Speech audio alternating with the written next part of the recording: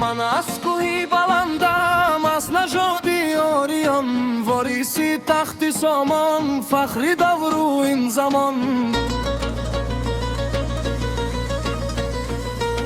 در رقه هایم جوشد آن خونی پاک یالی سامان. من زی نسلی اسماعیل شاهی عادل قهرمان. بخارا بود تختی ما سمرقند، قلبی دان شوفم که با نوری خیرت ساختم بینایی این ملت و تن.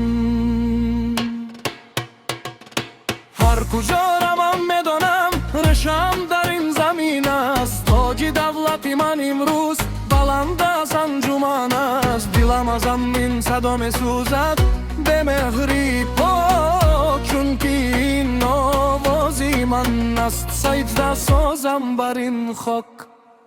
تاجیکم من، تاجیکم، تاجیکم من، با نشانی سامان شاری پاکم. تاجیکم من، تاجیکم، تاجیکم، دیلم با این دیار است، با این دیار. تاجیکم من، تاجیکم من، تاجیکم من، با این دیار. شکر گویم که امروز صاحب تخت و نشانم. در فضای آزاده ما کشور را پسبانم. استقلالی ما نروست که از ظلمت برآورده، برای نسلی آینده ظفر وعده آورده. صداقت در دل و جان است، قسم بر خاک این بیهن که تا هستم نمیمانم کس را دست بر این تن.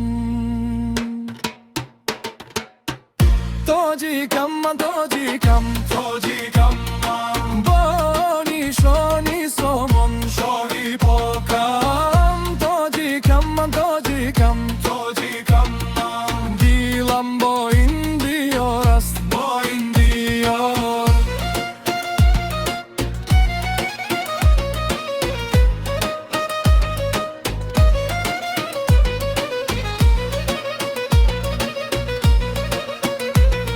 شکر کی آزاد نفس میکشم در این دیار. شکر کی صلح است در این خاک، بهاران پایدار.